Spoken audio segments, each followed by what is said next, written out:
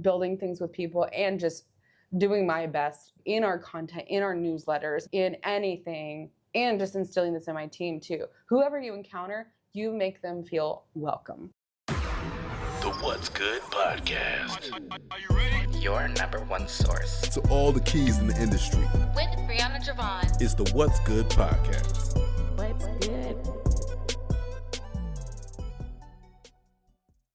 Hey, ladies and gents, this is your girl, Brianna Javon, and we are here with another episode of What's Good Dallas. I'm super excited to be here. We have an amazing person here with us. Her name is Amanda. This is a bonus episode, but I'm really excited because we can talk about the community of Dallas and all the different things, how you got started, where you are today. So thank you for being here. Thank you for having me. I'm so excited. All right, well, let's go ahead and get started. We usually start off with every episode, who is the guest. So for you, who is Amanda Smith? Amanda Smith is tired currently. It's been a long week. It's summer. I have a 3.5-year-old, and it's just running around doing all the things. Mm-hmm. I started a company 9 years ago called Dallas Girl Gang. Mm-hmm. And then 3 years ago, I started another company called Playbook Marketing. I co-own that with a friend. Her name is Danielle Hawthorne. I also create content full-time now with my husband. Mm-hmm. So if you want some laughs, I'll give you some videos later. I used to be a teacher, an elementary music teacher. And then as I was building Dallas Girl Gang, it just kind of took off. Yeah, and then living the mom life. Absolutely. And I kind of want to get started with that pivot, like you mentioned. Mm-hmm. There's a lot of different pivots, actually, from, of course, being a family person. Mm-hmm. You now have 2 different businesses, coming from being in the educational, being a teacher. There's a lot of pivots that were happening. How did you navigate all those different pivots? Some not well, and some just kind of roll with it. First of all, when I was teaching, I did not intend on starting a business. I was in teaching, and that's what I went to school for, was music education. I was a music teacher in elementary schools. And so I started Dallas Girl Gang as a community kind of for myself. I wanted to make friends. I wanted to build connections because people I worked with weren't going to be my besties. You've got friends, and I have family here. My husband's family is in a different state, and I just wanted more friends. So that became a business. Mm-hmm. Found a mentor, thankfully. That was a huge blessing. Navigating from teaching and then leaving and going into business full time during COVID in 2020 was actually, it was more of a pivot and adjustment for my husband than for me. He's entrepreneurial, but he wants a stable job and loves being a teacher. He's now a middle school science teacher. And so that was really interesting to go from being in the classroom to all of a sudden being home full time and working at a home office. And we had just bought a brand new home as well and moved.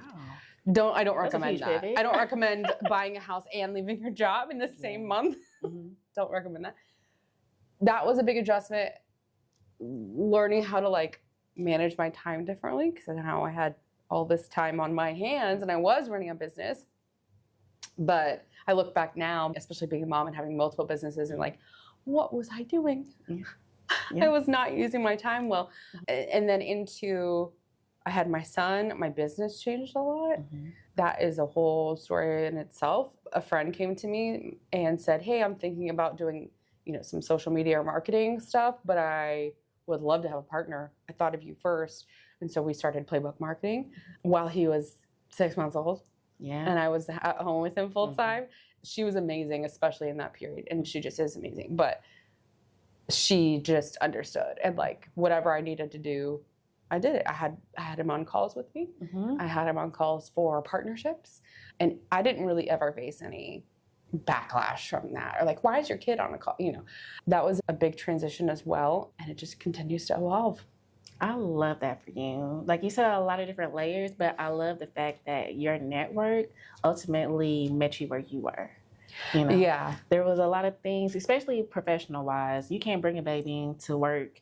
They'll look at you crazy and all the different things that comes with that with being a mom. But people met you where you were and understood what was going on. Yeah. And if we need this to happen, we got to respect what Amanda got going on so we can continue to flourish and do what we got to do. So that was really, really good. I do want to talk to you about the meaning of networking, the meaning of community. Because I know that's pretty much the base of how you got to Dallas Girl Gang. So what does those two pillars mean to you? Networking and community. I think networking nowadays, I don't know about you, I'm curious what you think. We hear that word and everybody kind of has their own understanding or their own connotation of it.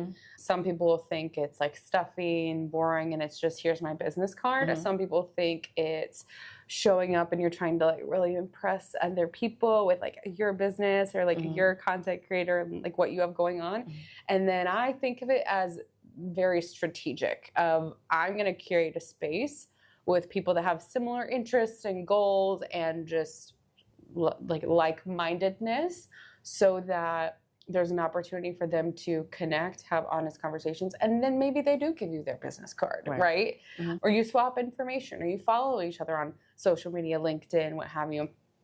Community, everybody talks about community these days, right?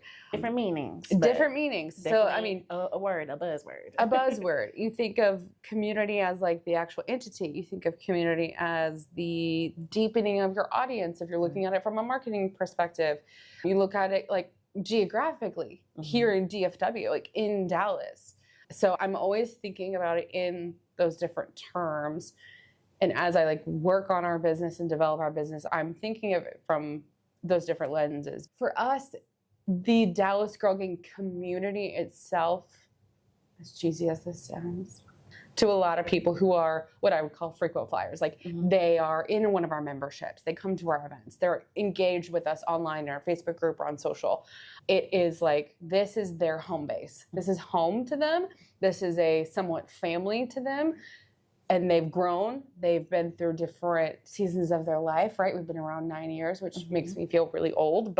And some people have, I mean, when's the first time you heard about us? Years ago. So I went to one of your anniversary parties. I've been to, that's when I was at Tyler Station. We did, year 7. Yes. I've Yes. been to that one. Okay. I think you guys had like a networking meetup for like coffee. I went Probably. to something like that.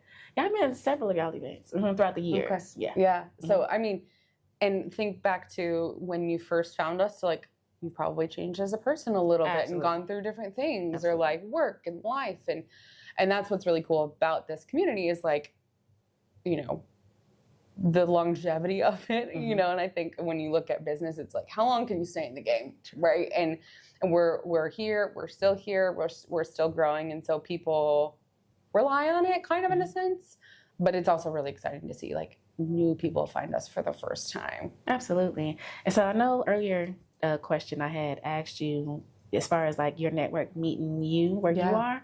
I love how you meet your community where they are, because I've seen you come from the north side to the south side, and I love that so much because it's kind of hard to operate and stay up to date with these different communities because some of them just stay on the north side, which is fine, which is great. Which is like it is great, but I love how you make sure like you do the full Dallas landscape. Is what I'm saying. I try. You do a very wonderful job. So when you do it on this side, I'm like, yes, I can 10.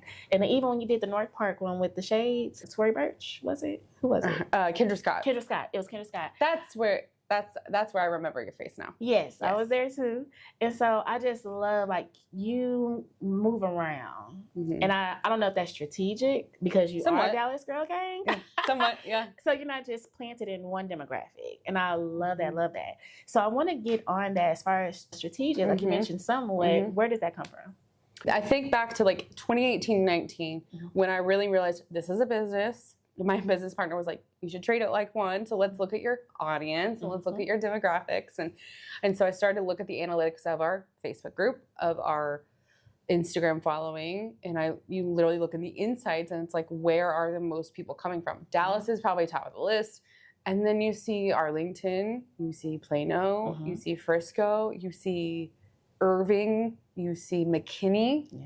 And I actually don't live in Dallas. I live 30 minutes east of here. I live in Forney. Yeah. And actually, that population is popping off. Like Kaufman County is one of the fastest growing in the country right now. So what's so funny now, I have met some of my new really close friends through my own community because we discovered we live in the same neighborhood. And so it is, number one, several years ago, I was like, we got to try to make sure we do a McKinney and a Plano and a Frisco and a Fort Worth. I'm never going to make everybody happy. That is and that's true. fine. That's just how it goes in the world of what we do. But what I can do is say, okay, I want to make sure we reach at least a few times a year some different pockets of this metropolitan area because it's huge. And so how can we try to do something in Mesquite or even on my side of town? How can we try to, we have a population of people like Cedar Hill, DeSoto, Waxahachie. How can we do something South Dallas? Our Fort Worth population is huge. It's hard for us to get out there. I try to at least once a year. But like, how can we, like one of my best friends, Patrice Anguini, owns Hustle Blends Coffee in Fort Worth. We've gone out there and, and so it is intentional, but also stuff that you see depending on what events we're hosting is where are our partners? A lot of what we do is based on partnerships, sponsorships. And so, for example, last night we had our July Supper Club. It was Y2K themed. It was fun. Snarf's Sandwiches, which is a Colorado-based sandwich shop, they started opening locations in DFW. We got locked in with them as a partner. They said, hey, our Richardson location actually has the biggest area that we could reserve for you and it not be too crowded because we don't want to close it down to the public. And it worked, but it was Richardson. It's a little far north for some people, but the cool thing is some people will still drive. Absolutely. And so that's the other piece is knowing if the value is there and like people really want that experience. Part of me too is like, I don't care if there's 20 people there or 80 people there. Like we're going to do what we feel is best for each event and for the community as a whole and just like looking at things holistically on a calendar for the year. That's good. So I want to rewind a little bit and really discuss the definition. What are the values, all the different things, mission statement for Dallas Girl Gang. For people that don't know, we've been talking about the events. We've been giving a little bit of teaser here and there what it is. But for people who really don't know what it is, go ahead. Dallas Girl Gang is a community for women in their 20s, 30s, 40s, and beyond who are looking to build relationships and build their career and or business. The other piece now is we have this ever-evolving and growing audience segment of creators. A lot of business owners are either also now creators or they're starting a business and the business is them being a creator. That's been so interesting to watch in the last couple of years, which is why I hosted that creator meetup this morning. But we are here to connect women together, to find friends, yes, but also better yourself, to build, again, like I said, your career or your business. And we do that through our programming, through our memberships, online community and content. We have some other content series coming up that I think that's going to be really fun to showcase different DFW if you want founders. And then our annual conference, the Boss Vision Conference. So Boss Vision Conference has been our annual conference for the last 8 years. My first one was in 2018. We've had speakers like Jacqueline Johnson of Create Cultivate, Candace Nelson, Jessica Zweig, so many more. Miss Skittles, Mary Seats, if anybody's familiar with her. And it has been such a journey. And if you host events, you know that hosting a conference is no easy feat, no small feat. Even if you only have 50 people there, 70 people there, usually our attendance average of the 8 years is about 120 to 150. It has varied over years.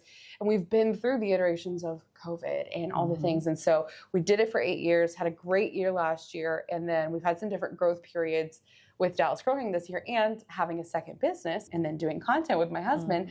I said, I need a break. So we're not hosting it in 2026. We will be moving it to early 2027 if everything goes according to plan. And I'm really excited about that. Again, that's really for female founders and business owners and creators that are 2 to 3 years into this. It's not necessarily like you're not starting from scratch, but you are growing, developing, wanting to scale, wanting to expand. And you are looking for, what do I invest in next? How do I build a team? How do I build better systems? How do I become more profitable? How do I invest so I can build wealth? How do I scale and maybe sell my business? A little bit more into that phase 2, phase 3 of a founder. Very good. And I'm a part of your newsletter, and what I've recognized a lot is if you guys need help, you reach out to your community first. So any jobs that are open, if there are any opportunities, internships, all the things, you guys put it out there to say, hey, we want our community to get first dibs. If anybody's available, put in your resume. I love that so much. Oh, thanks. And so you guys are creating opportunities as well to, of course, put money back into the community. So I do want to know, what does that look like to build that type of trust? Because for one, it's really good to say, oh, I'm creating this community. It's going to be so cute. We're going to have all these live activations and we're going to have good brunches. That's what I'm seeing nowadays, right? But for you, I'm seeing different opportunities. I'm seeing different lanes. I'm seeing different resources. There's a lot that you're giving back to the community, and it's very intentional. Well, first of all, I didn't really have a plan. Okay. Like I said, I started this as a Facebook group while I was still teaching. That was the plan. And I thought, oh, well, like, really what happened was I started networking and going to different things that I found on Eventbrite or Facebook or Instagram at the time, 2017. And I was like, okay, so I'd try some things. And then I never really felt like I could plug in or be myself. Because I'm not a fancy person. I'm not going to wear heels out everywhere. I'll just bust my ankle. Like, I'm not this, like, influencer blogger, like, people might, you know, see or think. And so the places I was going felt like that. And it felt like I wasn't welcome, to be honest. I knew what it felt like to feel alone. And as an adult, that's a weird thing to, like, say out loud or admit.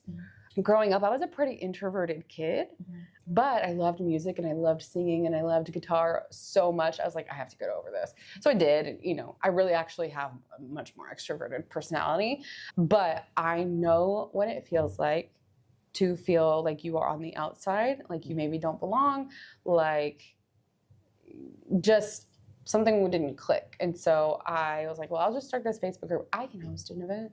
I can host a meetup. And I didn't charge. And I just was like, here's the Eventbrite and we're going to meet up. And then I realized, oh, I want to pour more into this and make it more intentional. And at the time, like, there were not really any of the other communities 9 years ago. There was one a long time ago that was like member-based and you could only go to if you were a member, which is fine. Like, that's a fine business model. And then I think they closed down several years later, but there wasn't anything. And I wanted something that, like, felt authentic. So in 2019, I trademarked what's now our trademark, You Can Sit With Us. I remember that. Which is a spin-off of Mean Girls, whatever. Still love it. You know, now, even in my mid-30s now, I'm like, it still catches. It still hits. And so I think there's that piece that connects with people. Even if some people think it's corny, it still is like, oh, okay. Now I kind of know where she sits in her values, right? One of our, like, great community members, she's been around a long time, goes to everything, does everything with us. Her name's Stephanie Reyna. She always says and says to other people, she is like the no bullshit friend, that she's going to tell you the truth and she's going to be truthful with her community. It doesn't mean I'm always airing out my dirty laundry, but it does mean we will go ask for volunteers for an event. We will say, hey, we're hiring interns. Or we will say, you know, like, something I had to do within the last year is, like, raise the price of some things. That's hard to do, but you got to, you know. I think the other thing that really builds trust with people just in this experience has been always and consistently asking for their feedback after an event, which we are getting better at. In just Instagram story polls. We do an annual survey at the end of every single year. We push out that survey for, like, weeks on end, November, December, because I want to know, was this valuable? If not, I need to know, right? Like, I want to build what is going to be good for you and serve our community, but also have a profitable business model so that we're not doing this for free. You know, we're not a nonprofit. And so, yeah, I mean, building things with people and just doing my best to, in our content, in our newsletters, in anything, and just instilling this in my team too. Whoever you encounter, you make them feel welcome. That's good. That's good. No, I love that because I'm in a situation now where I'm trying to build a community for podcasters. It was lit 2019. Amazing. It was lit back then. But now it's just not there anymore. And me hearing you and how those different things all came together, even if it was on accident. I did a live webinar last night. They was like, Bree, can you get us on school? Like, whatever you need us to do. I'm like, not that y'all telling me that y'all will pay me to do this. Yeah. So, listen to like that. You mentioned, as far as the feedback and things of that nature, I feel like anybody, if you're trying to build a community, that feedback is something that's pertinent in order to get that structure of what's needed for the people. So thank you for that. Don't ignore that. I mean, and whoever's like listening and watching, I would say if someone, really good example, one of our clients at Playbook Marketing recently was like, hey, so, someone was like, ooh, we miss your XYZ kind of content. And I was like, listen to that. Don't ignore that. If your community is saying they want something from you specifically, if it's not out of like the realm of possibility, think about it, right? And don't ignore that. For sure. Well, Amanda, this was just amazing, even for my own spirit, because I'm trying to get some things together in the background for me. I'm sure for everybody else, this was great too. Awesome. In the midst of that, is there anything you feel like I left out today? Any last parting words for the people? I mean, even if it's not if you're not in Dallas or you are in Dallas and it's not Dallas Girl Gang, like find community somewhere. I always tell people nowadays, they're like, I can't find friends. And I'm like, it's 2026. There is no excuse. You have Bumble BFF. You've got Dallas Creators Club. You've got there's a community called Dream Girls. You've got Dallas Girl Gang. You've got all kinds of stuff. Like, just go search. You will find something. There's no excuse. I agree. Yeah. All right. Well, tell the people how they can get in contact with you. If that's social media, website, etc. It's long and annoying, but here we go. Dallas Girl Gang on all platforms. And then at Amanda's in Dallas. So Amanda with the S in Dallas on Instagram, TikTok, YouTube. It's me and my husband a lot. And then just some of me. If you want to be entertained, I suggest it because he is hilarious and wild. And then the Playbook Co. on Instagram. If you are interested in marketing services, we support a lot of business owners, founders, small businesses with consulting and then marketing execution. Yeah, I think that's it. Well, I love that. We're going to make sure we have all of the links in our show notes. I want to say thank you for being here and sharing your story with us. We really appreciate it. Thanks so much. You're welcome. And if you're listening to this morning, noon, evening, or night, thank you for listening to another episode of Dallas, Texas, What's Good? And we'll see you guys on the next episode. Thanks for joining us for another episode of What's Good podcast with your girl, Brianna Javon.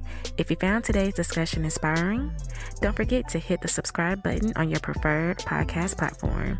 Explore additional resources on our website at whatsgood-productions.com and find our social media links listed in the show notes. Stay tuned for more captivating stories ahead.